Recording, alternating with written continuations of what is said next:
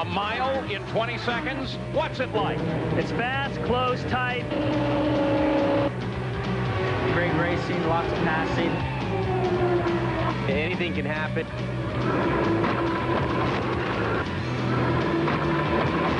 It's really tough.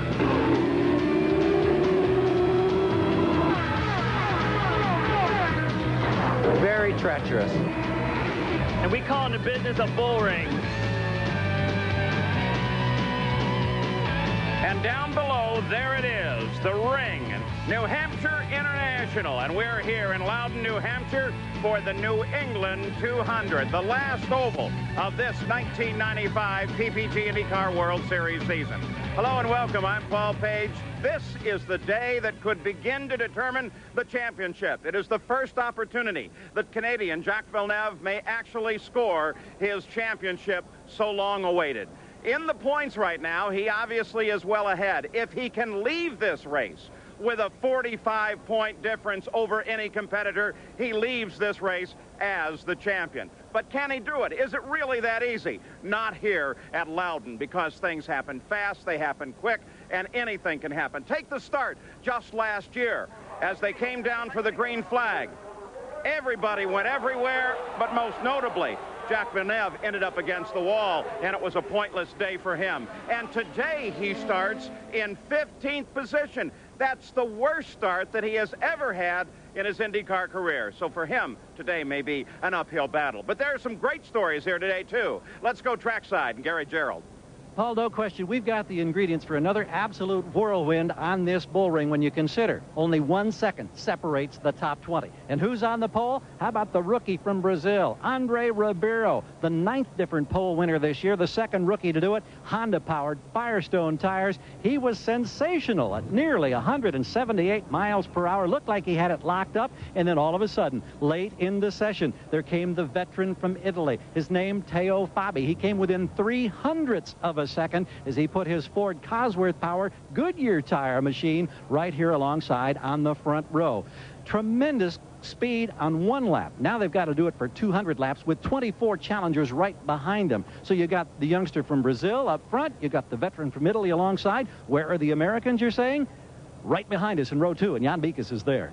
That's right, Gary. On row number 2, we have 2 of the hardest charging drivers here on the circuit, both Americans, however, with different engine, tire, and chassis specifications. First of all, Scott Pruitt, of course, Firestone tires, Lola chassis, Ford power. We know how much he loves the ovals after winning the Michigan 500. Now, right next door, the ultra-aggressive Robbie Gordon with a different package again, Goodyear tires, Reynard chassis, and a Ford power plant. Now, we know Robbie Gordon loves to go to the outside here on a 1-mile oval. You think maybe in turn number 1 he might think about going to the outside of Teo Fabi? We're only moments, Paul, from finding out. And then there's the ovals themselves. Derek Daly, when drivers first come to an oval, they're scared to death. And then they decide that they really like them. And you know, the strange thing is, no matter how many times you come to the same oval, they continue to be scary because of the sheer speed you have to run between these concrete walls and be mistake-free. But if you get a car to handle well, you will not have a better afternoon's racing than on a 1-mile oval. And to win, the key is aggression? Oh, aggression is rewarded here so much because these corners are relatively tight for an oval, which means the driver can contribute greatly by hustling the car. But aggressive moves, inside or outside, can make huge differences here, as we saw in '93 in that titanic battle with Mansell and Tracy. Now, when we're talking aggression, though, that's something normally in a veteran. Our pole sitter, Andre Ribeiro, his first ever pole. And the veterans you mentioned, let's just pick 2, Michael Andretti and Paul Tracy. They're well back down on the grid, but they are so good in aggressive racing situations during the race. But Ribeiro, now, no matter how much talent he has, let's face it, we cannot expect him to have the confidence or the experience or the aggression level to run in traffic as well as these veterans. So I believe he will get a lesson in racetrack management this afternoon. All right, well, the command to start engines has just rung out. Andre Ribeiro sits there on the pole. Teo Fabi to your left as the balloons fly, and when we come back, we'll be ready to race. Well, the cars are rolling now, and as already suggested, it's a very interesting lineup for the New England 200. On the pole, Andre Ribeiro, his first ever pole, comes with a brand new track record. Teo Fabi will be alongside. This is his 3rd front row start of the year. In the 2nd row, Scott Pruitt, and it equals his best ever for the Michigan 500 winner. And outside, it'll be Robbie Gordon. He won easily this season on the 1 mile oval at Phoenix. In row 3, Christian Fittipaldi has 4 top 10 finishes in 5 oval races this year. And Jimmy Vasser, he's finished in the top 10 in both of his previous Loudon starts. The 4th row, Mauricio Guzman, one of only 2 drivers to be running at the finish at every oval race this season, and Gilles de Ferran. His best finish came on the oval at Milwaukee. In row 5, Michael Andretti. The Toronto winner has a 2nd and a 5th in his 2 previous starts here. And Adrian Fernandez, he's finished every race since Indy, and all of them in the points. In row 6, it's Brian Herta and Juan Manuel Fangio. In row 7, Raul Boesel, who is starting in his spare car after a crash in the morning warm-up, and Paul Tracy. And Jack Villeneuve in row 8. Only one of his 5 career wins have come on an oval, and Emerson Fittipaldi will be alongside. Row 9, Al Unser Jr. and Eddie Cheever. The 10th row, Alessandro Zampedri and Bobby Rahal, the winner of the first IndyCar race here. Row 11, Marco Greco and Carlos Guerrero. The 12th row, Buddy Lazier and Stefan Johansson. In row 13, Eliseo Salazar and Hiro Matsushita, who starts last because he was underweight and his qualifying time was disallowed. And here today, 200 laps with the fuel windows starting at about lap 62, extending through 69. And take a look at that one fact. The top 20 are separated by less than a second. There is the breakdown in today's field, chassis and engine. So we're ready to go. Honorary starter here today, somewhat hidden at the moment, but it's Richard Lugar, the senior senator of Indiana, who was mayor of Indianapolis for many years and certainly knows and understands and loves his IndyCar racing. And we saw the accident last year. One of the problems here in New Hampshire is cold tires. These cars have 800 horsepower that tends to break away these rear tires. Boesel crashed this morning and Johansson crashed in practice on cold tires. So watch the start. Already the PPG pace car cycles off on the backside of the circuit. This is turn 3 as Andre Ribeiro, the rookie pole sitter and track record holder now, brings the field through the 3rd turn into turn 4, begins to pick up the pace, watching for that green, and here we go. Dale Fabi immediately jumps into the front. Robbie Gordon coming up to challenge on the outside. Field safely through 1 and 2, screaming down the back stretch. It's Teo Fabi, and we've got an accident coming off of 2. Accident off of 2. Fernandez was the guy involved last year as well. Car badly damaged on the left side. This is Adrian's 2nd big crash of the weekend here. On Friday, he was the 2nd fastest car in practice, and he had a very, very big crash coming off turn 4. So we mentioned it not 15 seconds earlier. Cold tires on the first lap of these races. These cars are very difficult to handle. You could actually listen as the safety crew asks, is he all right? Apparently a nod to the affirmative. When you hit these concrete walls this hard, sometimes the driver gets dazed. He is quite happy to sit there. He's quite happy to sit there and wait for these experienced safety crews to get to him. Well, appears he's all right as he starts to climb out of the car. There's Rick Gallis, the car owner, and the remainder of the crew as they take a look to see what happened. Adrian's okay and walks away. Derek, here's the way it's set up. Coming off turn 2, you can see he loses it by himself. And once you get away, once the car gets away from you here, it's a one-way ticket to the hard, unforgiving concrete wall. And although that car may not look destroyed, it is very, very heavily damaged. You see him down on the inside, bottom of the picture. We can take a look from our in-car camera. We've been over his shoulder all weekend here. Here's turn 1.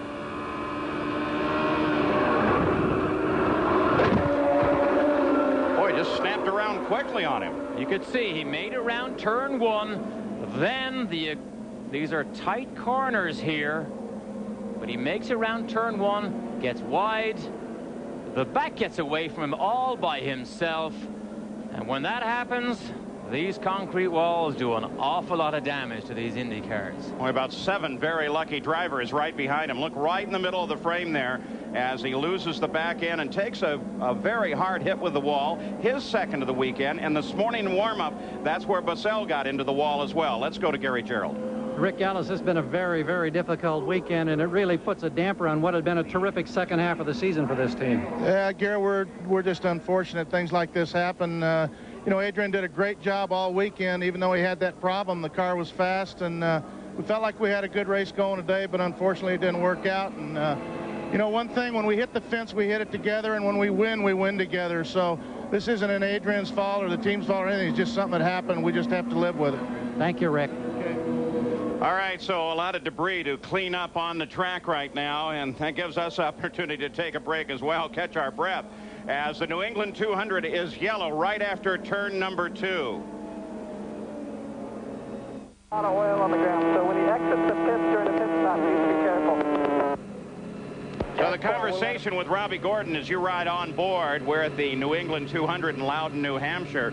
Teo Fabi jumped the start and got a good jump on Ribeiro, as did Robbie Gordon. But what about Robbie Gordon? We've watched him all season long. He's young, brash, and he hates to lose. I used to ride motorcycles every day after school, and I had one teacher that wrote home to my parents and said, you know, Robbie's not concentrating on school, all he wants to do is race.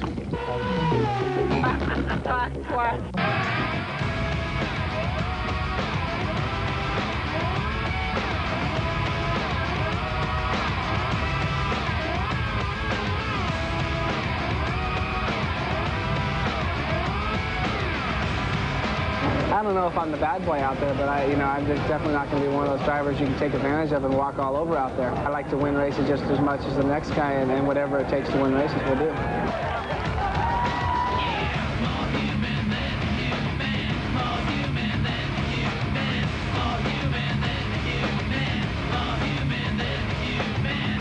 I'm comfortable when I'm doing those kind of things, but you know, I think I react better under pressure. You can't run with the big dogs. Go home. I tell you, he's fresh, but he is a good guy and fun to be around. Robbie Gordon, watch for him. Wonder whether he's going to get another off-road championship first or an IndyCar championship. Both are very likely. This is Adrian Fernandez, only his 3rd DNF of the season. He DNF'd at Australia and at Indianapolis, but this was Friday here, Derek. On the other end of the racetrack. Now watch the black patch. He drives onto it. Right there, then he gets in trouble. Watch this. Now watch the flame. Gearbox smashes into the back of the wall. That was Friday. And then, of course, at the opposite end of the racetrack on lap 1, it all went wrong again. This is into turn 1. Makes it safely through. Now he gets in trouble. Listen. He had a headache on Friday night, and he may have another one now. And Rick Gallis may have a headache when he writes the check to Rick fix Gallis 2 has a heartache right now. So they've gotten the car off the track. They still have quite a bit of debris, and they're a little bit concerned about oil that may be laid down there in the 1st and 2nd turn. We'll be back. Andre Ribeiro, that was the order when we went yellow at the conclusion of the 2nd turn on the 1st lap here. Now 8 laps are complete. We're still under yellow, and of course when they line up they'll be back single file. And so we'll have a little smoother run into the start. But it was interesting what Andre Ribeiro did. He really probably should have done almost the opposite.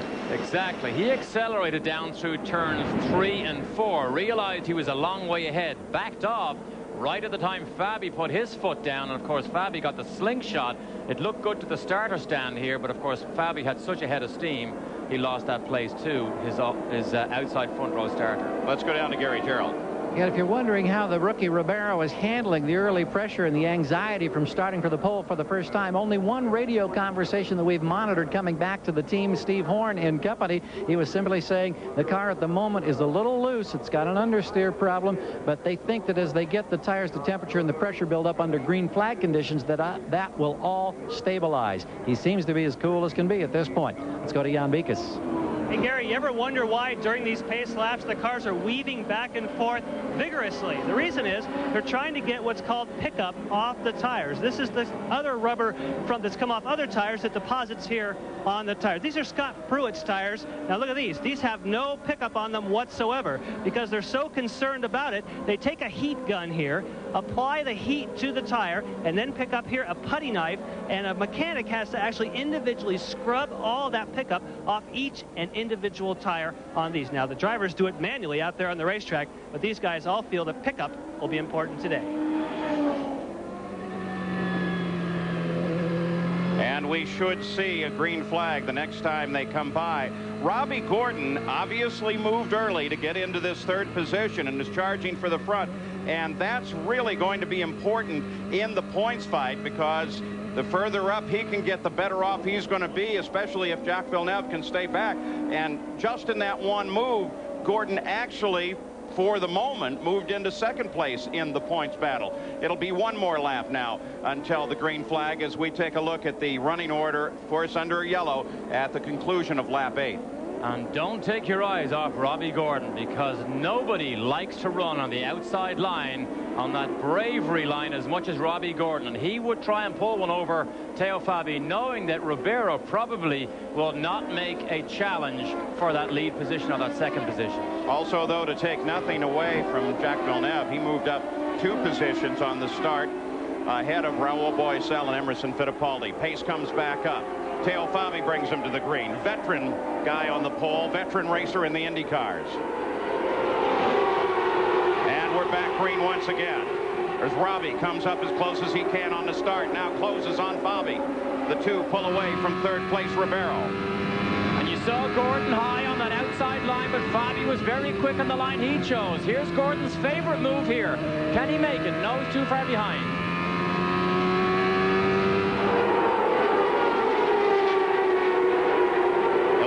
Complete. The field strung out now. DeFerrin comes in to make a move down underside Christian Fittipaldi. Oh, that was an aggressive move, an unusual move. He almost had to avoid Christian Fittipaldi, who lost so much time himself, and Michael now challenges him down the inside. Michael Andretti has Christian Fittipaldi on the inside going into 3. Now Michael chasing DeFerrin. It's a battle for 6th place. They use the brakes here. They ride the brakes and get back on as soon as you can. Let's do it again. As soon as he comes off, ride the brakes a little bit, set the man up, get over the new patch of ground, and then get on the power. You mentioned at starting, Derek, guys like Michael and his teammate Paul Tracy. Michael started 9th, is now 7th. Tracy started 14th, is now 9th.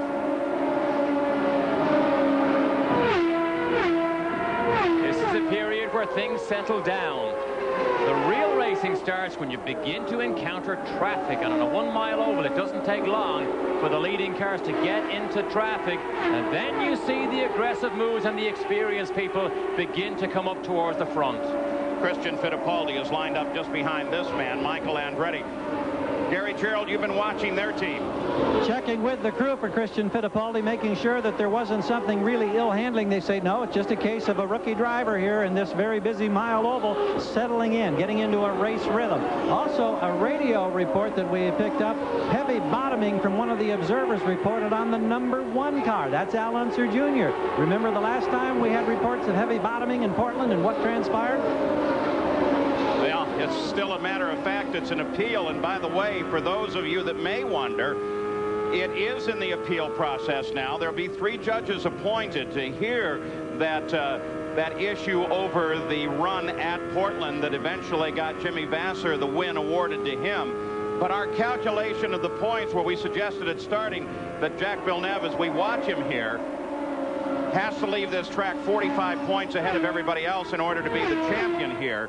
That does take into account that hearing going either way. Good pictures of Jacques here. He had hoped to get into the top 10 as soon as possible. Tony Sekeli, his engineer last night, made a lot of changes on this car. Villeneuve believed that on full tanks, which he ran this morning, full every time he ran, he thought he was equal to Robbie Gordon. So now he chases Brian Herta. who has actually been in his own bit of a struggle this weekend. Not quite the match of Jimmy Vasser, except for one session on Saturday. And Jack, as we look back from Brian Herta's car, sits in a 1-point position. He is 12. Brian Herta is in 11th. Dale Fabi still the leader. Gordon second, Andre Ribeiro third. Then Scott Pruitt and Jimmy Vasser. Let's go to Jan Beekes. Paul, in regards to Jacques Villeneuve, he is receiving radio communications at the moment from Barry Green, his team owner, not on how close he is to the other competitors, but where the leader is. They're very concerned about keeping the leader in sight, making sure they don't go a lap down. Of course, there's something that happens so very quick on a 1-mile oval. It's the front of the field already overhauling the back end of the field, despite the fact that they were so very close in qualifying, a second covering the first 20 positions here. So Jacques does his bit in the cockpit, and Barry Green does his bit on monitoring what happens in the race. What a team this has turned out to be, Paul. I mean, a team makes a driver, and a driver makes a team. But they are an example of a team who have spent their budget very wisely and had so much success on basically having harmony and the right people in the right place. One man has struggled throughout this weekend has been Stefan Johansson. Gary Gerald, those struggles continue? Apparently that's the case, Paul. We understand that we know that they had to make a motor change after the warm-up session this morning. They only got a couple of laps in, and apparently they developed some kind of an oil leak. We anticipate that Tony Bettenhausen is going to bring him in. They may just park it for the day. Jack going into turn 3 tries to make the inside move on Brian Herta, but fails to make the pass. The question would be, where does Jack have to play this whole thing? He's got 3 races, counting this one, left. Go for broke here, or just take it easy? Absolutely not. But here he's a run on Brian Herta right here. Can he duck down the inside of turn 3? Yes, he does. Under braking, makes it stick. Now he's only 1 place away from that top 10 that he wanted to be in before his first pit stop. But I think some indication that he is being very careful. Let's go back up to the front of the field. Teo Fabi, number 33, as we watch Robbie Gordon and Andre Ribeiro. This is a battle for second place right behind the leader. Ribeiro now beginning to get up a full head of steam, and he moves inside of Gordon. So Ribeiro to second place, but look at Gordon. He comes right back. As the race settles down here, 25 laps gone, Ribeiro begins to find his feet. He ran down Robbie Gordon, and here's Scott Pruitt down the inside of Gordon. Pruitt in 4th place moves into the battle. Tries to get underneath Gordon. Look to the left there. That's Ribeiro just ahead. That was Derek Walker saying, watch Pruitt. Oh, he goes outside him and pulls it off. Ribeiro gets caught up with slower traffic.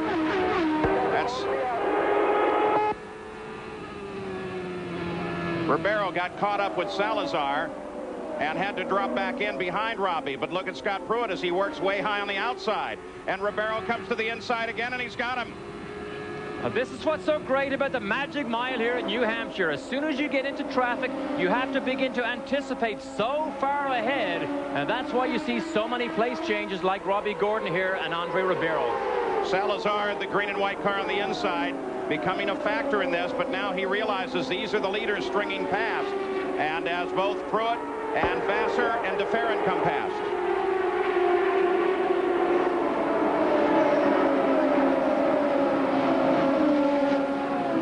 They tend to talk to one another as we watch Scott Pruitt move to the inside of Gordon again. Slower traffic a factor. Drag racing down the backstretch. Pruitt gets in low. Gordon up on that high line that he loves. Whoa, he takes the bravery line and they stay side by side over to the front stretch. You have to hold your breath. You have to hold your breath when you make moves like this, but wheel to wheel at 190 miles an hour down this front straight, you also have to have confidence in the man that you're racing at that speed. Paul Pruitt seems to be better on the tight line down the inside. There he goes again. Boy, 2 cars, each seem to be matched for the line that they're driving, which means when they get back to the start-finish line, they're dead even again. Remember what Scott Pruitt said at starting about these bull rings, and remember what Derek Daly said about how they can be terrifying and fun. 10-4. Hang in there. You're doing good. Derek Walker, the car owner, talking to Robbie Gordon as we look back to the front of the field again. Andre Ribeiro beginning to close and trying to challenge on Teo Fabi. Again, slower traffic a factor. That's Carlos Guerrero just ahead. Teo holds the top position. Guerrero comes down under Herta. Look at Ribeiro as he comes to the inside. Tighten your seatbelts here, boys. This is some of the best. Ribeiro went down the inside of turn 1 and got blocked. Had to back out of it. But this is as good as it gets as Brian Herta's in trouble. Brian Herta very definitely slowing as his teammate Jimmy Vasser comes around. He's on his way to the pits. You don't run that slow without having a major problem. But Ribeiro having a superb run here for Tasman. Herta's dropped from 11th to 20th and, of course, just went a lap down. Back at the lead. There's Teo. And Ribeiro now beginning to roll up on him again. Lap or two, he should be right there. So Teo Fabi, the leader here. Andre Ribeiro in second. Pruitt third. Then Vasser, then DeFerrin. Michael Andretti is now up to sixth. At the New England 200. You're riding with Robbie Gordon, but when you take a look at that top six, you can see that Robbie Gordon is in trouble. He's been falling steadily backwards. Gary Gerald, any idea what the problem is? Yeah, Derek Walker just indicated the car's extremely loose, and so that's what they're battling. They're hoping he can hang on until they get in the pit window for the first stop to make an adjustment. Same problem for Brian Herta. Paul Tracy, however, looks like a guy on the move, and he is really coming up through traffic. Now, with that yellow that we had in the first lap incident, I think we will not see pit stops if we stay green until the early 70 lap mark, maybe 72 to 75. Paul Tracy has moved up into 7th position just behind his teammate as we watch him here, Michael Andretti. Little explanation of the pit window, the way we refer to it. At starting, we said lap 62 would be the pit window. That's in a perfect situation. A team can also figure the pit window from the finish backwards as well. And we've heard Derek Walker talking about maybe about lap 39 they might pit this car. And the only reason Derek Walker would call him in earlier, if he loses so much time on the racetrack with a handling problem, he could take him in, try and fix it, and then send him back up. And look what's going on here. 3 wide into 1 as here is Michael caught up with a whole gaggle of traffic in front of him as he comes down inside of Jimmy Vasser, picks him off for 4th place. And that's the use of traffic right there. Now he tries to go inside Pruitt. Look at that. Oh, Pruitt loses it. And Pruitt catches the wall. He loses it just in front of Michael. Little oil fire at the back of the car. Talk about being right there. I see you. You all right? Got hit up pretty good. Looks like I got hit from behind or something. Well, of course, we know different than that, as you saw it right from Michael's onboard camera. Scott Pruitt talking to Jim McGee, his team manager, and the IndyCar safety team right there. Fire has burned itself out at the back of the car, and that eliminates Pruitt from the championship. So now we're seeing some pit stops. Jan Beekes? Yes, Teo Fabi, our leader, brings it in. He had just called in on the radio saying that he was one of those cars that was going very loose. So they have told him to take the front sway bar and make it full stiff. Now they're going to try and make an adjustment. Oh, they have a problem with the right rear. They have a problem with the gun. Teo Fabi in big trouble here. Is going to lose the lead for sure. They still can't get it tightened. Now Teo Fabi is down. A long stop for Teo Fabi today. Andre Ribeiro was rolling, but Michael Andretti, it looks, may have been the first out. Yeah, Michael Andretti got out ahead of everybody. So a round of stops under the second yellow of the day, bringing most of the field in, causing grief for Teo Fabi because of the problem with the air gun, and gives Michael Andretti the lead of the race. Let's go back. Scott Pruitt, they say, is okay. Here's what happened. Michael tries to come down the inside. Doesn't quite make it. Pruitt's now in the area where Fernandez crashed. All by himself. He loses control. From then on, just like Fernandez. On Friday. On Friday, one-way ticket to the concrete wall. Now, we are aware there's a little bit of a ripple in the pavement right about there. Here's the move from the in-car with Michael. He gets a good run on turn 2. Passes Vasser, passes Bozell, tries to get by Pruitt. Can't do it. Pruitt gets brave. Watch this. See Michael on the brakes. Michael got on the brakes to make sure he didn't get gathered up by Pruitt. So Pruitt, despite thinking he may have got tapped from the back, this was a loose oversteering car. It happened all by himself. And we know that Gordon is complaining about being loose, as is Brian Herta. So Scott Pruitt, the report is he's okay. You see him walking back with Dr. Terry Tremmel, one of the IndyCar physicians. We're under our second yellow of the day, and we'll be back right after this.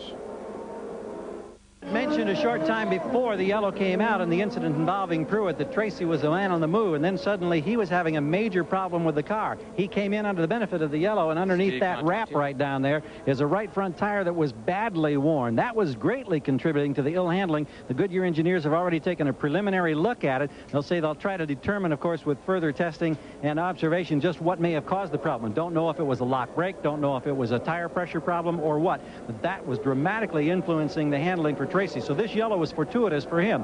Meanwhile, while Teo Fabi was having his problems in the pit, Andre Ribeiro came in, got routine service. He gained that position back from Teo as he easily slid back on the circuit. Michael Andretti, however, yet to come in and make the stop, Paul. One guy definitely on the move. Al Unser Jr. has moved from 17th to 6th. And there is the serial scoring on Little Al's car as he comes around under the yellow, second yellow of the day. We are scoring on the 47th lap.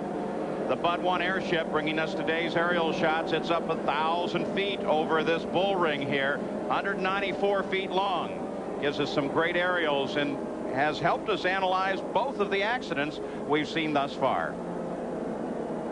Football can be exciting. Should be going back to green flag shortly here. And here's some very interesting information. The pit stop summary. There's Michael. He came in 4th, out in 1st. Paul Tracy in 6th, out in 2nd. The real loser in the whole thing seemed to be Teo Fabi, who went in 1st and came out in 8th. So we'll keep an eye on him in 8th position and see if he's able to move up through the field, because he certainly is fast on the track, but the pits failed him on that one. And take a bow, everybody in the Newman Haas team who goes over the wall to serve as Michael's car and Paul Tracy, because that was a good example of the driver needing all the help he can get on a 1 mile oval. And when he comes down the pit lane and makes that amount of place improvements, you have to say that the team is working extremely well. And as an update, the Newman Haas stops both Michael and Paul Tracy. We're going to split them up and watch on boards. Were routine stops for them. The interesting thing now is we have two of the most aggressive drivers on 1 mile ovals. Michael leading Tracy, who loves to make that outside move, and of course they just got one finger. Next time by, they will get one finger, and it's all action again. Michael Andretti, Paul Tracy nose to tail. That's the split screen you're looking at. Andretti in front, Tracy in second, then Jimmy Vasser, Ribeiro, Christian Fittipaldi, and Al Unser Jr. up in 6th place, who's coming up through the field. By the way, two of the teams, at least, Penske Racing and Newman Haas, sent spotters up to the press level to a grandstand normally used up here by NASCAR, for example, to spot. And there was an official decision that they can't view from up there. They can view from grandstand. We've run into that before at Milwaukee and a couple of other places. They were up there. They said, no, but you can move down to a grandstand. And they were concerned, quite concerned about the safety issue. And safety, certainly, we've seen it as a problem on this track. Here we go. We're ready to run back to green. Lap 51. 1/4 of the race already done. Watch Paul Tracy try to pull a move. But Ribeiro tries to block Christian Fittipaldi. Ribeiro, I think, having a good race here. Staying on the lead lap, keeping his nose clean and learning a lot.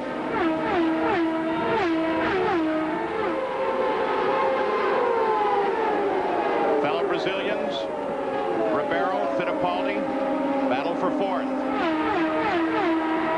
Nothing changes at the front. There comes Teo Fabi pass just ahead of Robbie Gordon. So he's moved around one car, and that's Gordon. Teo, very definitely moving up through this field now.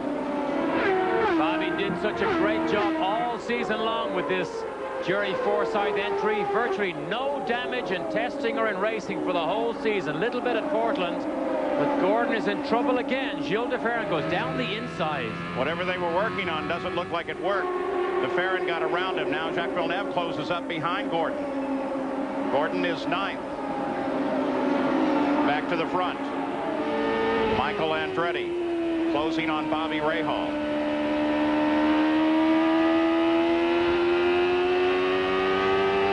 Rahal runs in 15th place. Of course, he is the end of the lead lap. Down and under. There's the view from Rahall's car. Paul Tracy should be next, coming up to the left there. So Rahal, who struggled all week here, is just not fast enough to stay on the pace. Now he's one lap down. Michael has a little bit of breathing space because Jimmy Vasser is on the charge and trying to run down Michael Andretti. All points contenders. There is Vasser coming out of the corner of the screen. And Ribeiro comes to the inside as Paul Tracy closes the door on him, and they close down on Vasser. Oh, Paul Ribeiro seems to be good. Here's the Honda power. Look at this. Ford versus Honda down the inside. This Firestone car is very good. We saw Pruitt pull it off earlier, and yes, he does it. Oh, is that great? So Ribeiro moves up one on Paul Tracy. The order is Michael Vasser, Tracy, Michael Vasser, Ribeiro now. Andre Ribeiro is beginning to show how good he is here and how good this Tasman team is and the car they have put under him, because he seems to have a confidence level right now to dive down inside these star names, and Michael is not that far up the road. Ribeiro moves to the inside again, this time on Fangio.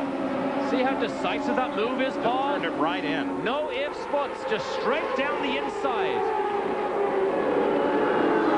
Oh, what a pleasure it is now for Ribeiro. We talked about the fun you have on an oval track. That's exactly what you see here. A confident driver with a fast car, enjoying himself, making more passes than he has probably in the last couple of seasons. A pleasure when the car is fast and good. And that's what But it's not like Robbie Gordon's. It can be a very long day. An absolute nightmare it can be. Back to the front of the field. There is the leader, Michael Andretti. Now take a look up. We'll see where second place is. There he is, Ribeiro.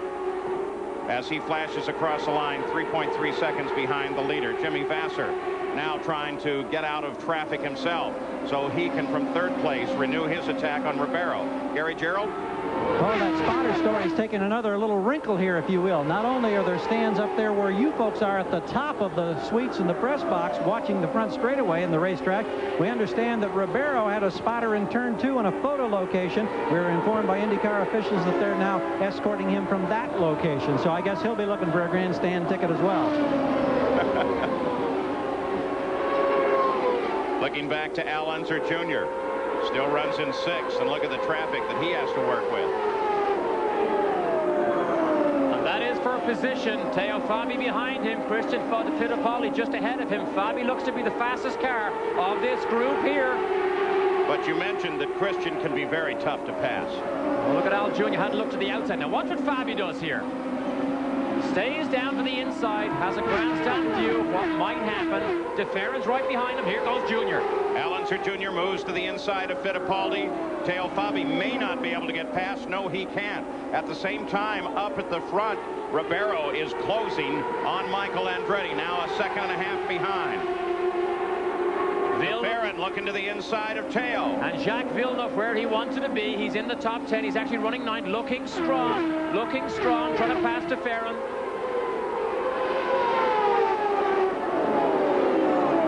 Still can't get it done. See the twitch on the front as he turned in there. That means the car may get away at any second. That tells the driver that's the limit. Don't go any further.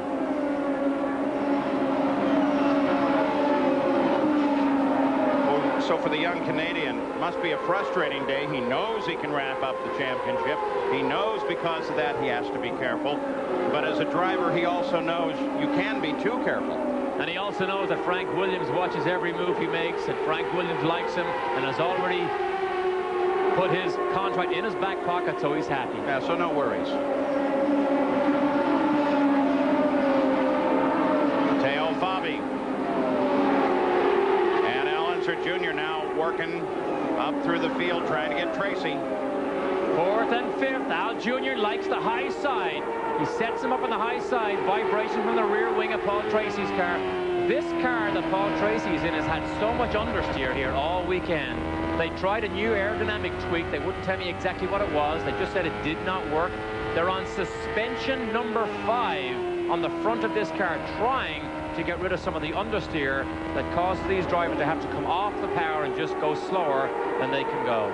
Here's the running order after 64 laps. The real key is is that #1 position, Michael Andretti, because if he stays there, he's going to delay, if not ruin, any championship that Jacques Villeneuve has in mind, because it closes him into such a position that the championship would go on at least to the next race at Vancouver. All 3 previous winners here at New Hampshire have gone on to win the championship in the same year. Ray Hall in '92, Mansell in '93, Unser Jr. last year. Look at this side-by-side with Ray Hall. 1.5 laps. Ray Hall, we thought, was moving down to the inside. Made Jr. work so hard to go around the outside. Well, they have confidence in each other. They don't mind being side-by-side. It takes a full lap and a half to finally pull it off.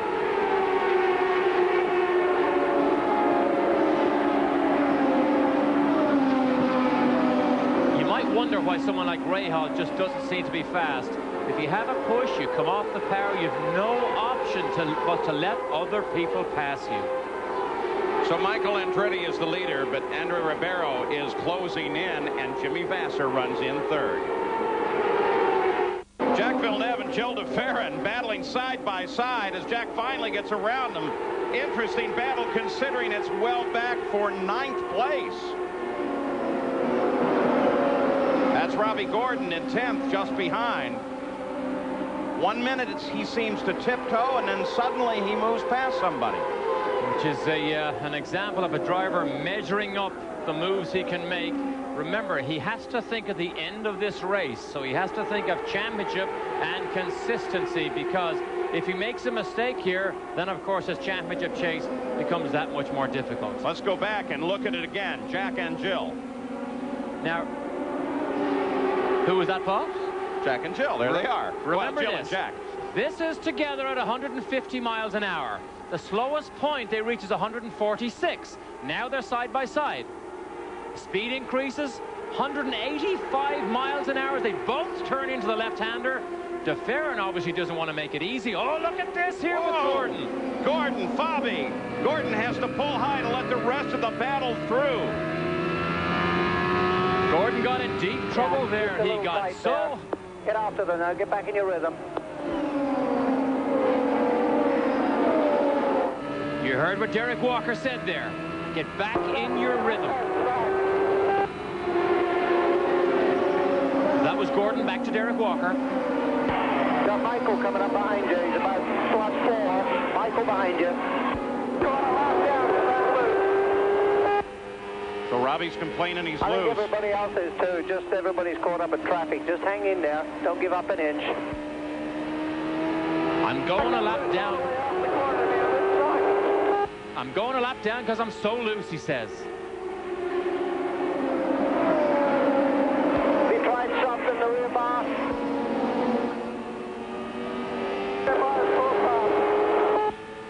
Tried the weight jacker?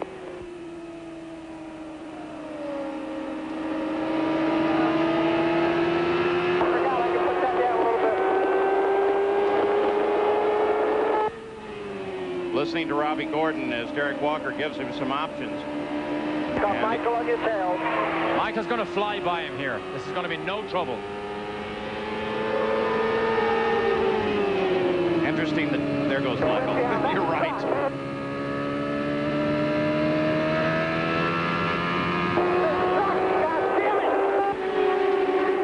Frustration of a driver. Derek mentioned a weight jacker. Robbie Gordon inside the cockpit can jack weight onto the left front wheel, which actually makes the back more stable. Gordon says he's trying everything. Look at this. Look how easily Ribeiro just flies down the inside. But interesting the way the two-way radios pay off, because it seemed obvious that Robbie hadn't tried that to its fullest extent until Derek reminded him. Sometimes you get so busy trying to hang on and save your life and keep the car off the wall, you don't have time to remember everything.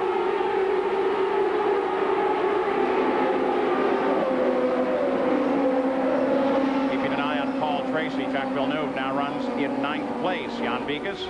Well, if you're wondering why he's so much more racy than he was earlier, he was another one of those guys, just like Robbie Gordon, that went loose. So when he made his pit stop, Barry Green says they took a ton of front wing out of it. He's much happier with the handling of that car now.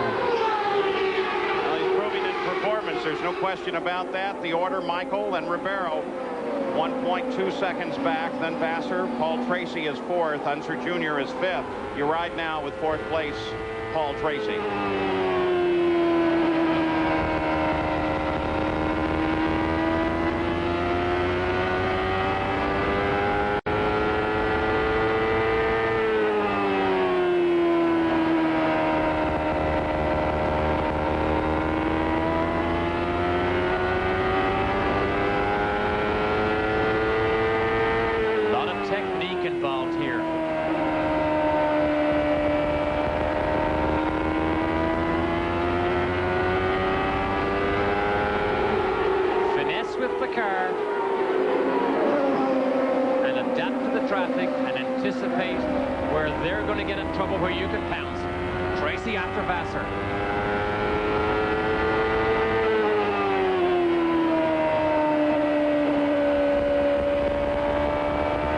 Example there, Vassar gets inside Gugelmin. Tracy doesn't quite make it. Vassar gets away. Tracy now forces the issue.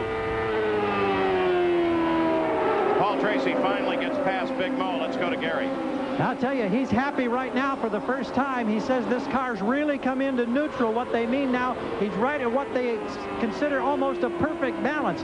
That's what's made Tracy such a great contender the last 2 years in his dramatic battles with Nigel Mansell and Al Unser Jr. He loves the way this car's handling right now, and I think you're seeing it as you ride with him. Back on board with Paul Tracy. Jacques Villeneuve just moved around Teo Fabi.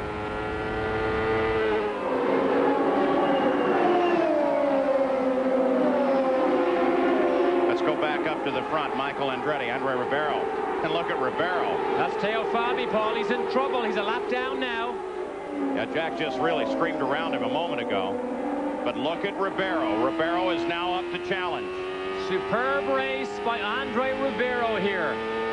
Oh, he's quick down the straights. He loves that inside line. Firestone tires on that Reynard versus the Goodyear tires on Michael's car. Comparison of power here on the backside. Honda, Ford, Cosworth.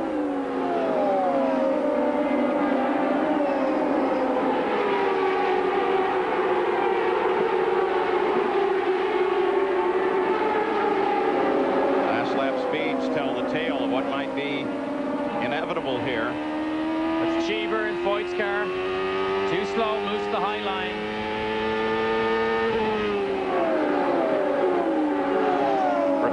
For the outside position. Remember, he tends to favor the inside, though. He does, but I think Ribeiro has the speed now over Michael. Now it's a case of trying to pick your spot. Paul Tracy's just moved around Jimmy Vassar for 3rd. Tracy moving up 2. Michael will try and make it as difficult as he can because track position is so vital here if he can keep Ribeiro behind him. 49 laps since the last pit stop. Should be another 12, 13 laps before anybody's ready to head for the pits. But Teo Fabi, who has been having some problems, has headed for the pits early. Jan Beekes is right there. Paul, he's bringing it in because the car is very, very loose. So they're going to change the 4 tires, try and change the stagger on the car, and we're watching carefully. I'm surprised they're not going to change the front wings. No change on the front wings, just tires and fuel for Teo Fabi. Hopefully just the stagger will be a big enough change. Somehow I don't think so.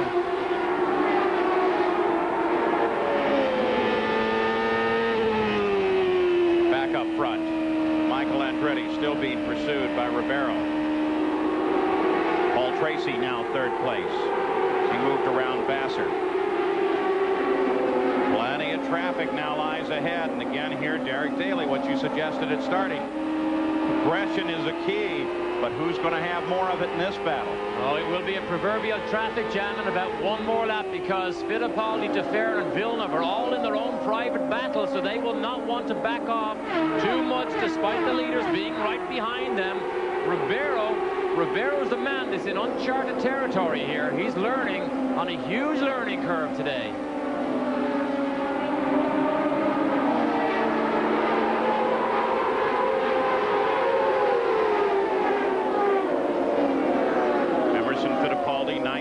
About to be lapped as the leaders come up on him. But the real battle is right here.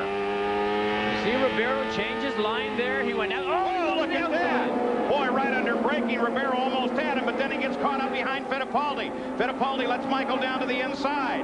Now Ribeiro's caught up behind him. Ribeiro has to look for room, and Michael gets away. I don't know what that felt like in the cockpit, but that looked downright dangerous from where we are here. We're a long way away, but Ribeiro tried to make a move around the outside and almost got himself in deep trouble. Here he goes again. Ribeiro now comes up on the right rear, then looks to the inside. From excitement to terror to excitement in less than 20 seconds. He is so confident right now. The key is do not let the confidence override the power of the vehicle. Do not think this car can do more than it can do. Michael is so difficult to pass in a situation like this. And Michael knows the traffic. Well, Michael knows all you need to know on an oval track like this, but Ribeiro is in a faster car right now. Clear of that first bit of traffic that they had to deal with, but look at Ribeiro. Ribeiro now moves to the outside, gets very, very high, and he can't get it done. Oh, remember, this is 150 miles an hour off these corners, and they are inches apart. There he goes. Ribeiro takes that line that he favors, ducks to the inside, takes the lead. At the same time, the black flag is going to come out for third place, Paul Tracy. They're seeing some smoke on the car, and they want to take a look at it. So third place will come out. Jimmy Vasser will come back to third. What a pass, though, by Ribeiro. What a move by Andre Ribeiro, the man who has so little experience in these conditions, leading races on an oval like this. What a great, spectacular afternoon he is having. He is brim full of confidence, and that car is brim full of speed. Let's move back to Paul Tracy now and keep an eye on his car. See if we can figure out why they may be giving him the black flag. What might be the problem as we pass the halfway point now. And here is Tracy answering that black flag, heading down into the Newman Haas pits all the way down at the far end. And Gary Gerald's there to watch. Gary, you have any idea what they're looking for? No, they know no more, or at least they've indicated no more than what we heard from the IndyCar officials, and that's the fact that there was some smoke there. Boy, Tracy's hot. He did not like the fact that he was called in. They're taking the usual precautions of changing the rubber. And no, at the back of the car, the official is pointing, saying no. And at the front of the car, Tracy wants to go. An official won't let him, won't move. Tracy gestures desperately, but he is not going to go anywhere, according to these officials. At the back of the car, pointing emphatically, saying something back there. We're at the front of the car. Now the crew runs back to look as well. Billy Camphausen comes in. He shakes his head, waves his hand. No, you're not going anywhere. It's over for Tracy. And boy, this team and this driver is not happy. Well, let's stay with this, see exactly what it is. Ribeiro still running in the lead. We'll track him running in traffic. They're going to take the cowling off. The team doesn't want to give up on this yet. There's Ribeiro as he comes up to lap Jacques Villeneuve. Look at this in the cockpit. Look, Billy Camphausen and Tracy literally were nose to nose as Tracy had thrown the steering wheel. He grabbed at the hand of Camphausen, and there was an animated discussion. It may continue as Tracy's now out of the car. Boy, emotions running real high. And Billy Camphausen, of course, in the worst position of all, being the one who has to call that infraction. We yet do not know what the reason was to pull Tracy out. We should know in a few minutes. Paul Tracy absolutely livid, having had such a spectacular run all the way to third place with a car that he thought and we thought looked like was getting better as the race went on. Now they come down, they take a look still at the back end, and we're still looking to try and determine exactly what the problem was. Ribeiro out in front, but this was what gave Andre the lead of the race. And boy, look at how fast he just stuffed it down the inside and took the lead. We'll be back. Should be due for a pit stop any time now by the leader of the race, Andre Ribeiro. 69 laps since his last stop. Official reason now being given for Paul Tracy's being yanked out of third with a black flag is an oil leak, Gary Gerald. Well, here's Paul Tracy now, and he's had a chance to kind of collect his thoughts. They're now saying IndyCar is telling us an oil leak at the back of the car, but I know there was tremendous emotion, and you were very angry. why I think it's a bogus call. They said, you know, they're saying we can't go back out and we can fix the problem, but they're saying they won't let us run. So I think that's a bogus call. It's eliminating us from the championship. I had a great race going. We need the points. It's right to the end of the year. I'm trying to move up into the top 3, and they won't let us return, which is disappointing. And what were you telling Billy Camphausen, because you were almost literally nose to nose? I said, we got to get back out, and he says, no way, we're not letting you back out. So I think it's a bogus maneuver on behalf of IndyCar to eliminate a guy when he's running in the top 3 position. Are you worried about disciplinary action because of that altercation? I could care less. You know, it's more important where we finish on the racetrack.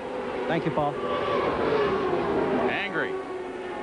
With some right to be. Third place. Well, there is safety still a concern. Yeah, there is so much at stake here. Millions of dollars go into putting these cars on the racetrack, and when you run in the top 3, that is beginning to do your job as you want to do it. But there is an oil leak. Oil obviously was coming out onto the racetrack. I'm not quite sure why they can't fix it and maybe get back out again, but then we don't know exactly how serious it is.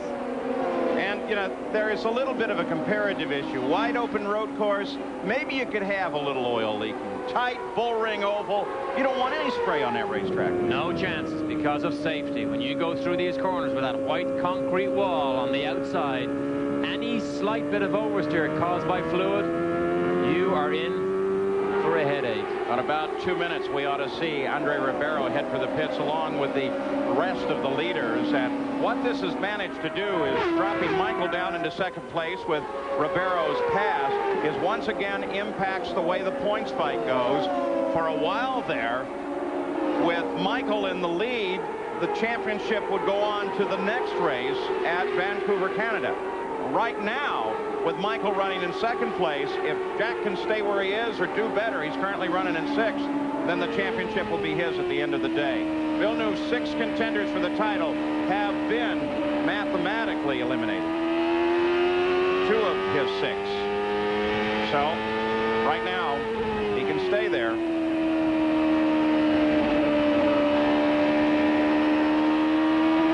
You can see now that Michael is beginning to struggle to get by Bobby Rahal. We saw how easy he did it earlier. Well, he made it work for a little bit, but he's not quite as fast. And Ribeiro, who is putting on a superb display here of driving talent and a well set up racing car, is just absolutely running away from Michael. A little more on Paul Tracy. Gary, do we know yet what was leaking? Paul, I happened to get a chance to take a look underneath the rear wing as they brought the car back up on this side of the wall, and it's very congested. They couldn't move it, and you could clearly see drops of oil coming off the whole lower stanchion. So apparently there was a very pronounced spray. It's definitely a lot of fluid. It appears to be oil, and there's no question it was significant, at least in my opinion.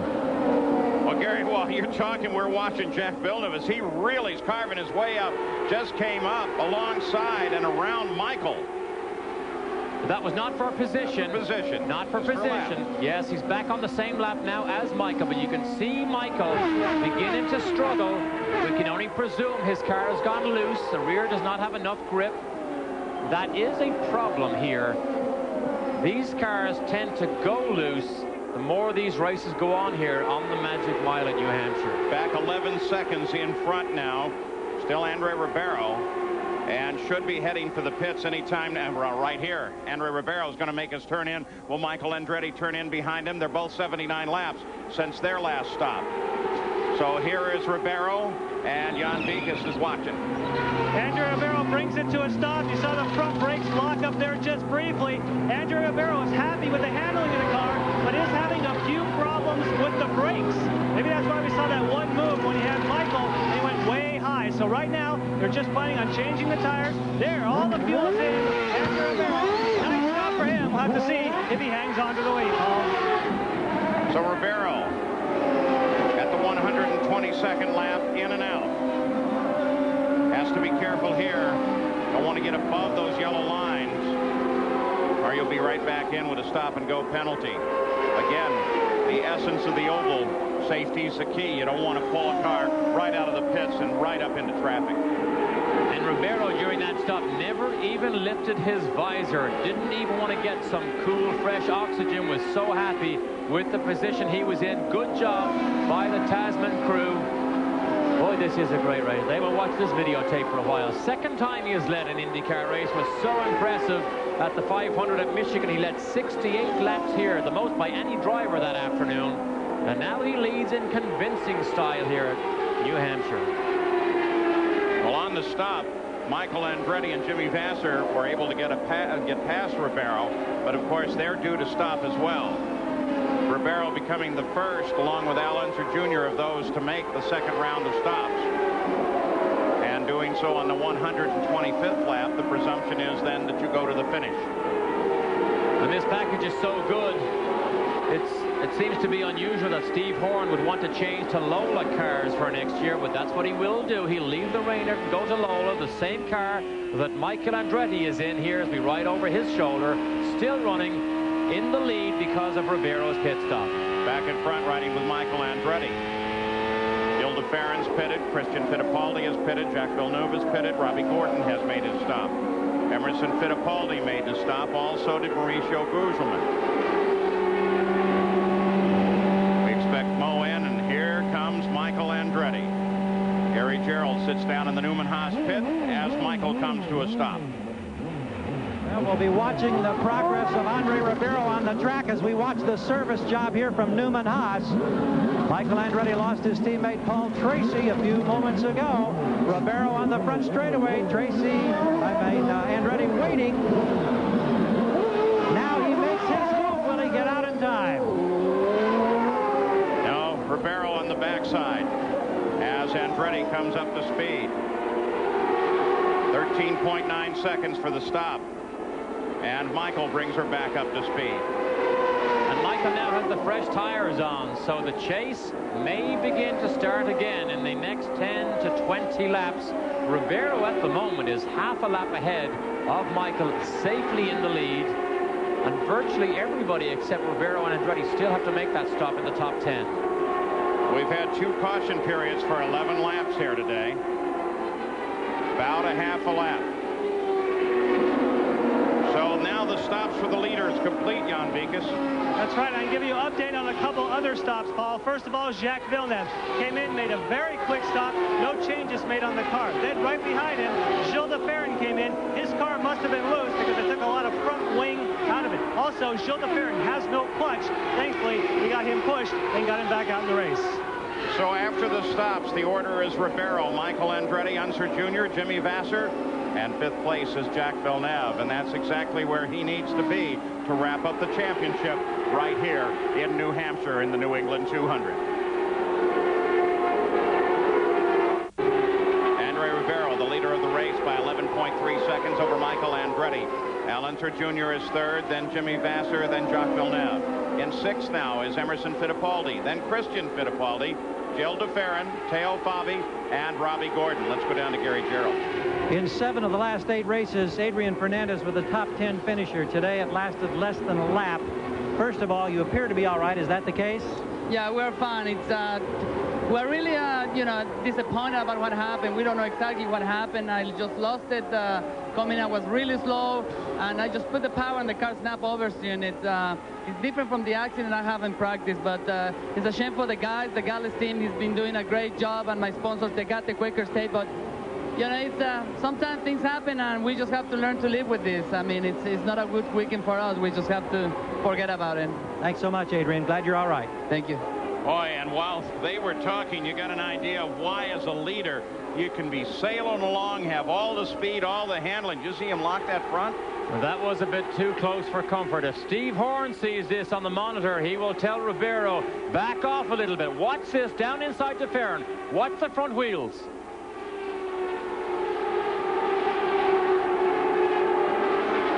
Boy, smoke just poured off the fronts there. She locks the brakes, trying to get down inside Greco, who apparently didn't see him running in front of de Ferran. Michael Andretti, 2nd place.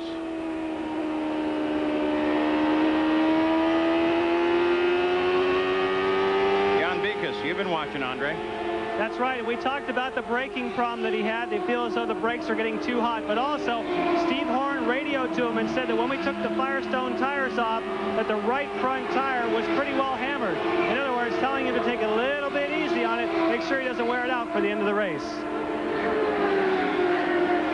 Here's the pit summary once again, in and out. Penske team did some work for Unser Jr. See, Team Green there did a great job for Villeneuve. The fastest of those pit stops gained him a position back on board. Robbie Gordon, Emerson Fittipaldi gained 2 positions, 8th all the way up to 6th. But Robbie Gordon has a struggle on his hands today, trying to manhandle this Valvoline Reynard. When it goes loose, you have to work all you can to get the best out of it, but sometimes all the changes you make, you still can't make headway. Gordon currently runs in 10th. Leader is Ribeiro, then Michael. Here's 3rd place, Al Unser Jr., just crossing the line. And once again, if he stays in position and nothing changes, we're going to be celebrating our first IndyCar champion here in New England. In fact, close enough to Canada. A lot of Canadian fans down here anticipating just that. A lot of Quebec license plates. Good look here at Al Jr. People might ask, why do Penske struggle so much this year? Do you realize that in almost every single race this year, Penske cars are going faster than they did last year when they dominated so many races? But this particular car this year, they're having a tremendous amount of difficulty getting the balance right. Grant Newbury, their engineer, told me today they believe it's a mechanical imbalance somewhere in this car that hampers Al Jr. and Emerson, and they can't quite put their finger on the problem. Update on Little Al, Jan Vegas. Well, from the handling side, we checked with the crew, and they said the car went a little bit loose in the mid-portion of the race. But then he came in, made his final pit stop. At least they hope their final pit stop did not change the car. They're hoping just fresh tires will bring the car back to a balance for Al Jr. Running order after 143. Mauricio Guzman, he stayed out. There he is, 84 laps between pit stops. He had a great expression after Friday when he had difficulties with the car. He said, obviously you can see we are out of the lunch today, but tonight we'll work on the car and make things better. Ah, you foreign guys. Of course, you know, all year they've been trying to Americanize him, named him Big Mo. So at the front of the field, with a 9-second lead, Michael Andretti beginning to move in as Andre Ribeiro. Andretti is second, then Junior, then Vassar, then Villeneuve. Over New Hampshire International, Anheuser-Busch's aerial ambassador, the Bud 1 blimp. It travels to sporting events all across the country, providing beauty shots, and in the case of auto racing, some shots that can tell you intervals, what's going on, and how the crashes occurred. Ribeiro out in front. Michael Andretti second, then Unser Jr., then Jimmy Vassar, Jack Villeneuve. Nothing has changed while we've been away. And Jack Villeneuve, you see him there, the 27 car pulling up just behind Robbie Gordon. He is in a position to walk away from this race as the IndyCar champion. The New England 200. We're at now lap 152. And there's the running order of the top 6. But the question that I would have, Ribeiro sits 10 seconds ahead of Michael Andretti. Gary Gerald, he's going to really be going a long way on the fuel tank that he has now. Can he make it to the end?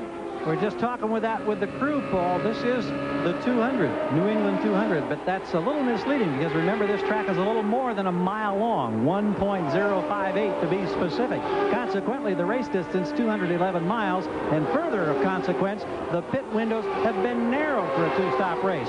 Andre Ribeiro pitted on lap 121. He'd have to go 79 laps, and if it stays green all the way, there's a concern over fuel. So they've gone slightly to a fuel conservation mode. They would really like to have a yellow to take away any of that suspense. Jimmy Vassar runs in 5th, but Emerson Fittipaldi just got past him, and Vassar's beginning to fall backwards, so perhaps Vassar has a problem here. Running an average speed of 129.7 miles an hour, we have had 2 caution periods, one for Fernandez, one for Scott Pruitt. You've already heard from Fernandez. Scott Pruitt is okay as well. Hopefully we'll be hearing from him shortly. But the record here is Bobby Rahal, set back in 1992 at 133.6, so at 129, we're beginning to close in on it.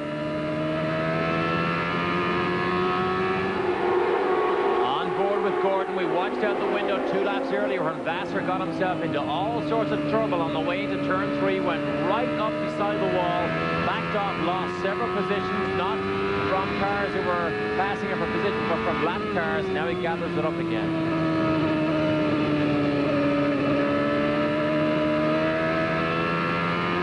Clearly here, Gordon play with the throttle. He's on, off, on, off. That tells you he's trying to balance it.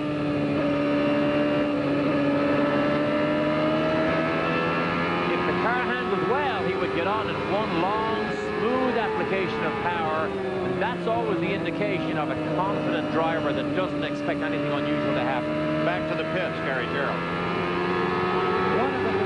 Paul, for all of these drivers late in the race, if you get outside the groove, you get up into the gray, you pick up all of that loose rubber that's come off tires through the preceding laps. Drivers in the drivers meeting yesterday, several of them, including Robbie Gordon, Paul Tracy, very concerned about that, because with the tire battle between Goodyear and Firestone, compounds have gotten softer, tires throw more debris up, and you get off the line, it costs you. That was the problem for Jimmy Vassar just moments ago. He got in the gray, he picked up a lot of excess rubber, having a hard time scraping it off. It's impacted the handling of the car.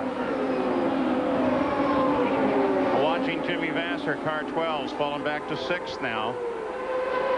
Guzman just ahead of him, but Guzman, of course, running down in 14th, one of the lap cars. Right behind Vassar is Gordon.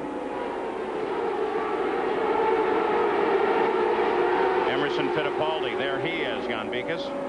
Well, we checked with the Penske crew, and it turns out that Emerson Fittipaldi's race setup has been just about perfect. They haven't changed the car all day, and right now the Penske team is trying to get up from 1 lap down. They're actually radioing to Al Unser Jr., giving him intervals, and they're going to try very, very hard here in the closing stages to catch Andre Ribeiro and get back on the lead lap.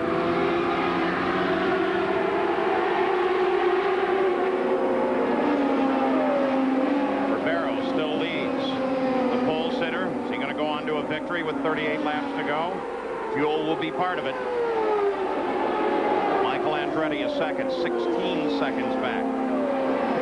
The unusual combination of this season, a rookie driver. He was here last year in the Indy Lights Series. He wasn't a winner, but a rookie driver in a Reynard car with a Honda engine and Firestone tires. Something that has never proven itself in the past to be successful. And Steve Horn has put this package together.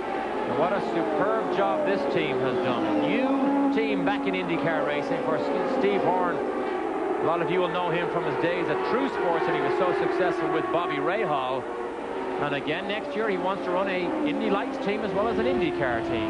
On board with Bobby Rahal, sits in 12th place. Guy who came in here with a chance at the championship. It seems to be going away now.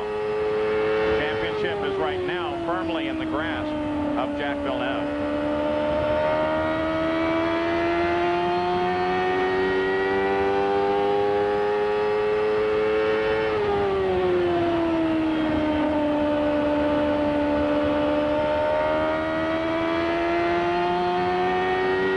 You can hear Rahal's style different to Robbie Gordon's.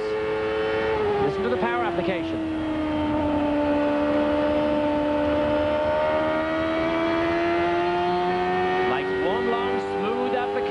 Doesn't hit it hard enough early enough, though.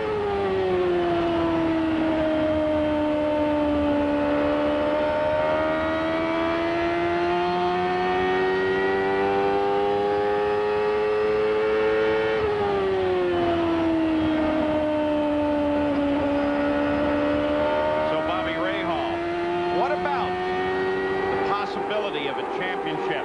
Team Green, Gary Gerald, are they starting to see a possibility? I think they refuse to think about that. As you know, Barry Green, Kim Green, Tony Sicali, the entire crew down here, they are so good at staying focused and keeping their driver and team members focused. That's what they're doing right now. He says that Jack is telling him that the car is good. It's not great. It's very, very slippery out there, and the slightest miscue that gets you off the primary groove can be disastrous. But as far as fuel and everything else, they're right on target. They like the way they've been moving consistently up. I think they'd be delighted. Well, we know they'd be delighted if they could get this thing over right now with 2 races to go, but they just don't really want to talk about that particular aspect. They're just trying to do the best job they can at the moment in these remaining 32 laps. Well, the possibility possibility seems very real at the moment. Andre Ribeiro, Michael Andretti, 2 cars on the lead lap. Andretti 12 seconds back, trying to close on Andre Ribeiro. Fuel may help decide this. Back at the New England 200, Loudon, New Hampshire. Andre Ribeiro out in front, Michael Andretti second. Nothing has changed in the order since we left you. Al Unser Jr. is third, then Jack Villeneuve. Emerson Fittipaldi runs in 4th place. We'll give you a relationship here now. There is the leader of the race, looking back for Michael Andretti as the leader flashes across the line, completing 173 laps. And looking for Ribeiro.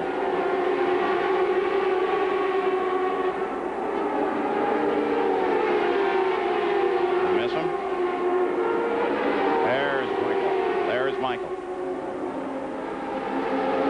15.7 seconds behind Andre Ribeiro. To give you an idea, Paul, of the difference in lap speeds, Andre Ribeiro was 3 miles an hour faster on the last lap than Michael Andretti. So he has this race well under control as long as he has enough fuel in that Honda car to go all the way to the checkered flag.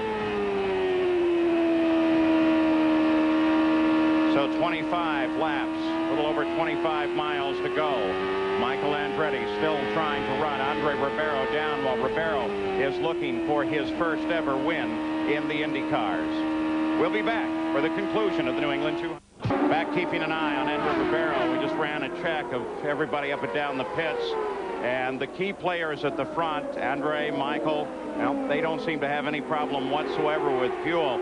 Not so sure the same situation is true at Penske Racing. Al Unser Jr. runs in 3rd place right now. He's 57 laps since his last stop. And Jack Villeneuve now sits in 4th place. And one factor that is going to affect the overall outcome of a championship and a possible wrap of it here today, as we suggested at the starting of the show, is where that appeal with Al Unser Jr. over his win in Portland. Remember, he was disqualified and the win given to Jimmy Vasser. Well, if Al wins that appeal, then he'll come out of this race only 34 points behind Jack, and so the championship not yet determined, and that's based on little Al's position right now. So the championship can go on, and the appeal, well, it'll be some time yet before it will be heard. They're still putting the panel of 3 appeals judges together.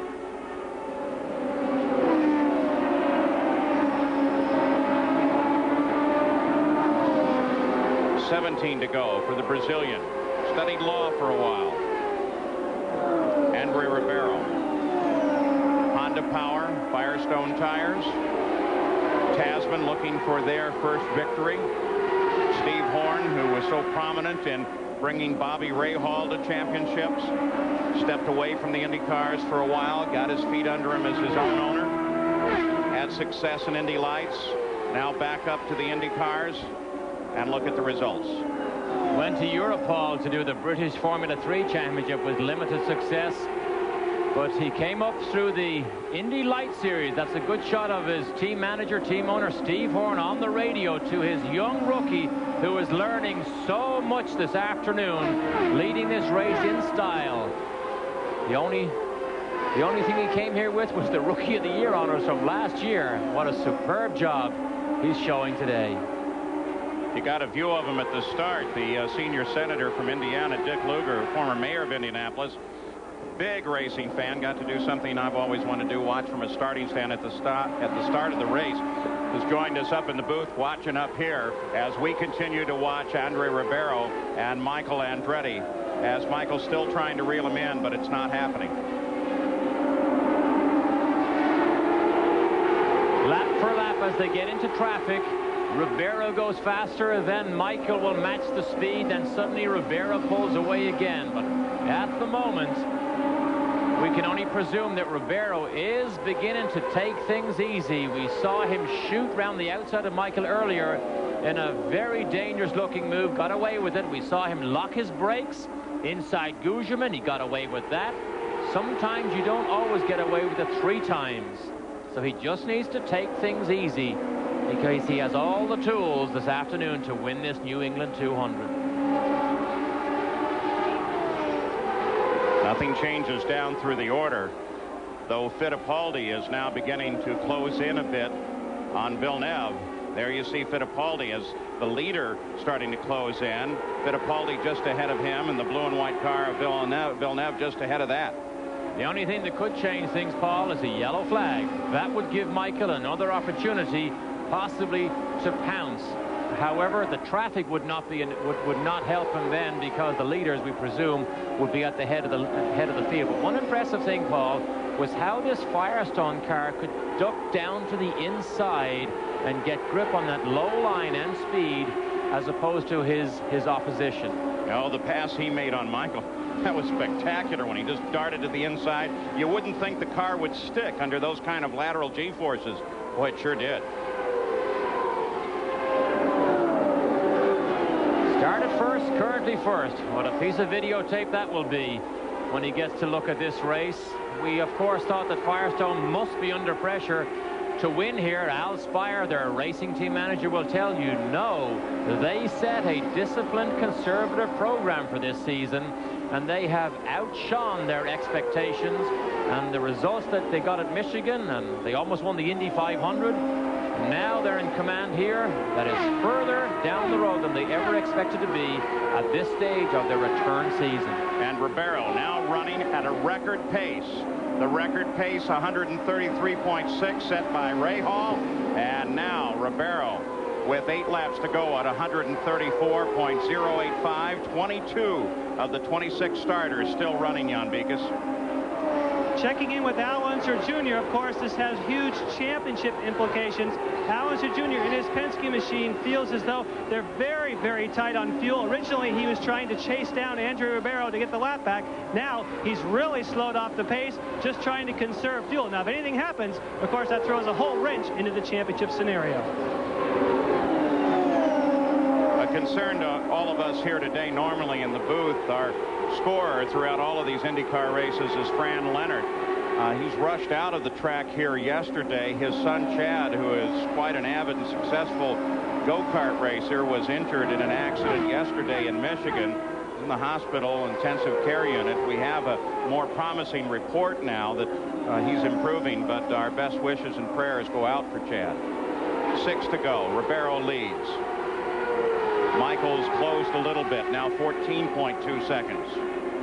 Michael closing, Ribeiro taking it easy. What do you think? Ribeiro controlling the race.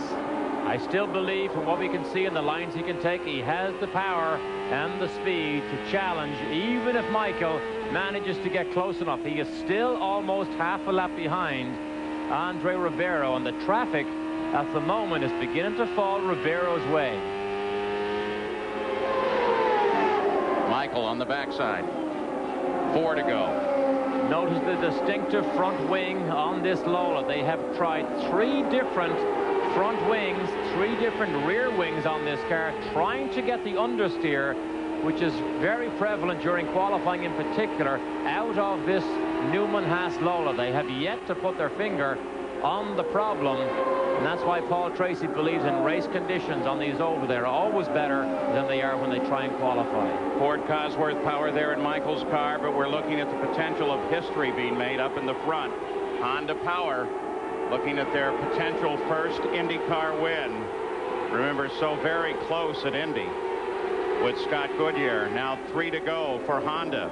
Andre Ribeiro and Tasman first for everybody there. You mentioned Honda Power. Will the Newman-Haas cars be powered by Honda engines next year? There have been meetings, there have been discussions, and Carl Haas knows a good engine when he sees one. We've got a crash. Buddy Lazier. Lazier catches the wall, turn 4. And will they get it cleaned in time? Marco Greco down on the inside. Now Steve Horn talks to Ribeiro as the white flag will come out, so that won't change anything. Ribeiro will see the white flag, and unfortunately, he'll see the checkered flag under yellow. His first win will come under a yellow, but still a well-deserved victory. As Ribeiro now taking a look at the white flag as he gets through the accident zone and down the front stretch. There are 2 cars involved. Buddy Lazier is one of them. He made hard contact with the outside wall. That's in Dale Coyne's car. There is also one of the Pac West cars involved in that, I believe. Is it Gugelmin? Gugelmin appears to be in the line, as does Fangio. Greco is the one that we thought. There's the checkered flag. Checkered flag for Andre Ribeiro, for Honda, for Tasman. Great victory here today, right from the pole. Ribeiro takes the victory as the yellow comes out on the final lap. And Andre Ribeiro has taken the victory. Oh, what a nice win. Let's go to Gary Gerald. Steve and Christine Horn, I know the emotion must be huge at this moment. What are the feelings? Well, we've had a couple of get away from us this year at Indy and at Michigan, and I think this is a great credit to Andre. Drove a fantastic job, and I just got to say a very special thanks to Honda in particular and to Firestone for giving us the product. Guys on the team never gave up. So many people were skeptical. They said a rookie had no chance on a bull ring like this to win. Did you give him much of a chance? I gave him a lot of chance because he did a great job in lights, and this is the next step for him, and this is great. Well, get out there and enjoy it. They'll come off the wall, and we'll head with the crew as we get down there to get a word with Andre Ribeiro. Do you think, Paul, he knows where Victory Circle is?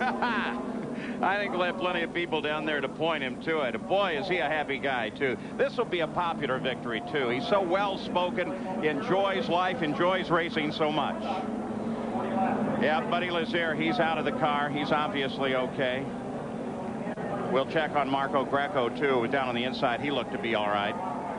Look at this. I love to see this celebrations when a rookie driver gets to take his first win in unusual circumstances, because it really was the unexpected, but that gives Firestone 2 wins in the last 3 races. Third win from the pole this year. Gordon, Detroit, Villeneuve at Elkhart Lake. Let's go to Gary. Well, it's chaos, as you might well expect. We're trying to get, here's Andre right here. He sits down on the side pod. Christine Horn has just gotten here. And we'll try to get that helmet off. And and we'll hear the first words that come out of this young Brazilian's mouth. I don't know. I think it might be a howl or a scream of delight or something, but Andre, he gets the breathe right strip off the nose, the earplugs. What's the emotion of this moment, young man? So many people said there's no way a rookie can win at this racetrack. You've just done it, and you've done it convincingly. Well, I can't believe this is the greatest moment in my life. It's incredible. It's incredible. What were your concerns when this day started? What were you trying to remember as the key that might get you to this moment? To be patient, very, very, very patient. I was talking with Steve Horn all the time on the radio. They were keeping me cool, but I tell you, the last laps were difficult. It's great. Great. How tough was it with the last lap when you saw the yellow? There was an incident there. Was that the realization then, this thing is won? You knew that it was only a lap or 2 to go? Well, I really tried to wait for the last lap, really the checkered flag, because I knew the race only would finish on the checkered flag, but it's an incredible moment. It's great. He's got the Brazilian flag in his hand. He wipes away the tears. He displays it. We now have 9 different winners this season, Paul. So Andre Ribeiro takes the victory here over Michael Andretti. The championship still goes on while we wait the results of an appeal and, of course, the actions of Al Unser Jr. on the race course. There's still plenty to talk about here in the New England 200, but congratulations. There's the unofficial results. Andre Ribeiro on his first win. Definitely underway for Andre Ribeiro. What about second place, Jan Vikas? Michael Andretti. Well, of course, Michael Andretti normally would be pretty excited about running second place and running a competitive race, but where did Andre have the speed on you? Was it the tires? Was it the Honda power plant? Where do you think he pulled out the distance? I think he had, I think Firestone did a pretty good job this weekend with their tire, and he had a lot of grip, especially in traffic, and, you know, my car was quite good, actually. I was pretty happy with it, but, you know, that was a difference, I think. Now, tell us about the championship. This pretty much eliminates you from a championship hunt to go to the front with Jacques finishing 4th, but still some good, exciting racing to come. Oh, yeah, no question about it. I mean, we'll just try to finish on a high note and get him next year. You know, we still want to go after second place, and, you know, that's still gettable. We enjoyed watching today. Thank you. Thanks. Let's go to Gary Gerald. Well, here's Al Unser Jr. from 17th to finish 3rd. That itself is pretty remarkable around this place. But the thing that we want to ask you about is your impressions that relate to the championship, because the appeal leaves everything up in the air. If you win that appeal, you're still mathematically alive. Yeah, we just, you know, we just don't know. It's something that I just want to congratulate Ribeiro. He did a great job all day long, and you know, the Honda ran great for him, but my whole Marlboro team, Penske, did a super job. My guys, they got me in and out of the pits so quick. We passed like about 5 or 6 guys on that first stop, and so you know, without them, it was really great. And I just, you know, want to say hi to Al, Cody, and Shannon at home, and we'll be home later on. As you congratulate Andre Ribeiro, did you think coming into this weekend that a rookie could win a race in this bull ring? Well, I tell you what, the PPG IndyCar World Series is so competitive this year that just about any of the top 15 can win the race, and so a rookie here, you know, you kind of think not, but their whole team did a great job, and they deserve the win. And you did a great job coming from 17th. Congratulations on this third-place finish. Thanks, Gary. Paul? So still plenty else to take a look at. Look at the partisan crowd for Brazil and this Brazilian win. I'll tell you, the flags came out here at the start-finish line. Look at that. They love their racing, and they love this victory. So here in Loudon at New Hampshire International, a first-time win, a run from the pole for the victory for Andre Ribeiro. Still more to talk about, more to do here as the championship fight, in fact, does continue. We'll be back. Above, now below, it's quiet on this bull ring at New Hampshire International, and history has been made. That young man, Andre Ribeiro, has taken the victory. The championship fight, well, it goes on, Gary Gerald.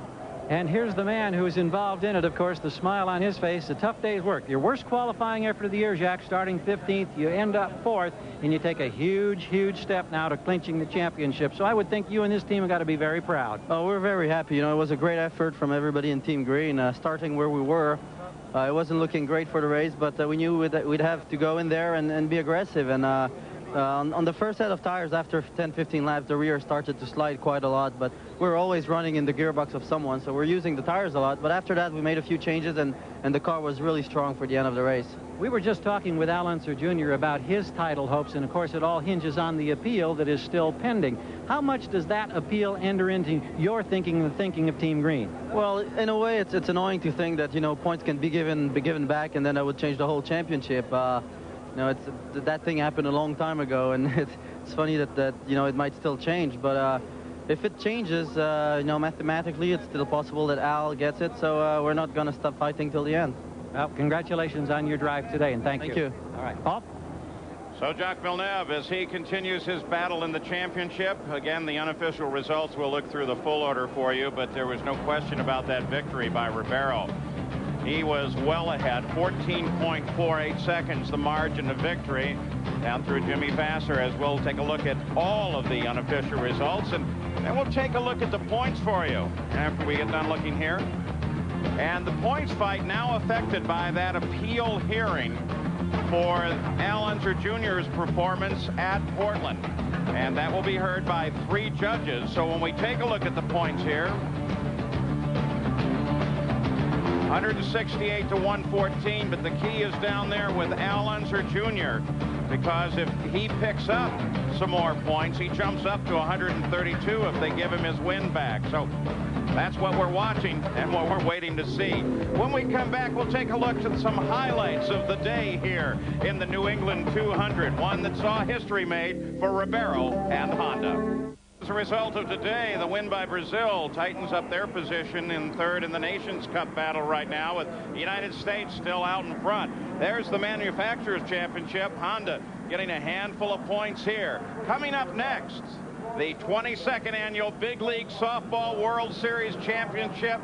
I'll tell you what, it is terrific. Don't miss it, from Tampa, Florida. By the way, Scott Pruitt, we didn't get to interview him. That's because they're still going to have him rest a little bit, but it appears that he is okay. Some highlights of the day as we say goodbye to you from Loudon, New Hampshire, and the New England 200.